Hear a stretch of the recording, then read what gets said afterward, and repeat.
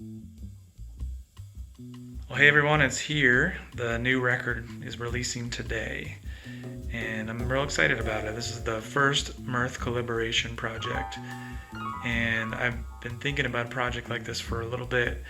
I think a lot of times in the jazz scene, we've had albums they take years to make, and I believe that some of our favorite ones are the ones that that were recorded in the studio in one day, and this is the idea behind this record. What I wanted to do is just get some great musicians in the studio. We picked a subject, and I gave some arrangement ideas, and we pressed record. In fact, the first track on the tune, or on the record, the first Witch Hunt take, was the first thing recorded. We didn't practice it at all. We just went and pressed record, and there's a bit of magic happened there, I think. Very excited about what you're hearing. I was lucky enough to get some really truly outstanding musicians in the Northeast Ohio area. Matt DeRobertis and I go back a bit. We've played in a few bands together. He's one of the most solid bass players in the area. His time is excellent. His feel and groove's always killing. And whether it's jazz swinging or straight or upright or electric, it's really awesome. And then Mark Russo and I he sat in with me in my project Red Side Visible for a little bit, and we really haven't got the chance to play jazz together. We talked about it for years, and here it goes. And I was thankful to have him. Mark's one of the best trumpet players that I know of. He just kills it, and even on the first track, it's one of my favorite parts of the record. It's just the way it starts on Witch Hunt. And then Theron Brown, Theron just killing on piano. I've known him for a while now, and just the way that he's approaching things and playing is just killing me.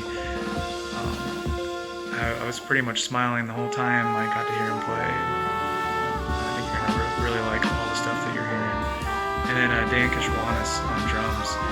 I think we've talked about jamming for a long time, and we never got around to it.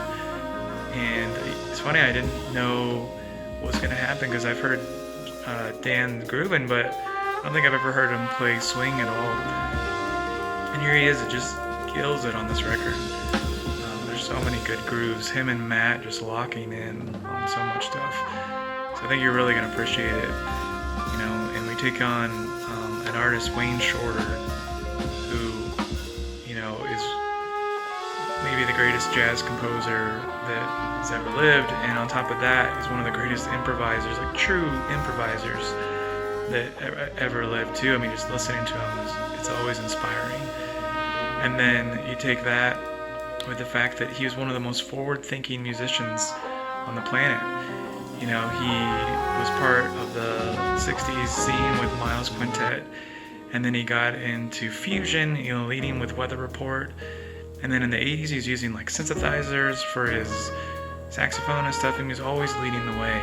And that's how we treated this record. It is not just a swing record.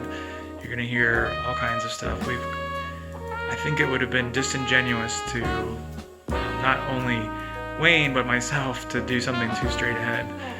So, without further ado, I'm excited for you guys to see this, and I really hope that you enjoy it. And hopefully we'll do more of these. I've got plenty of ideas that will sound nothing like this, I think. And more and more musicians that I want to play with. And so, dig in. This is Mirth Collaboration Project, Part 1. Wayne Shorter. You should be able to find it just about everywhere now, and on any of your favorite streaming places, or the best places to get albums from people usually is Bandcamp, honestly. More money and stuff like that goes to the musicians and helps fund that for the future projects. So either way, I just hope you check it out. I think you're gonna dig it. Some pretty interesting stuff on there, and make sure you listen all the way through each track.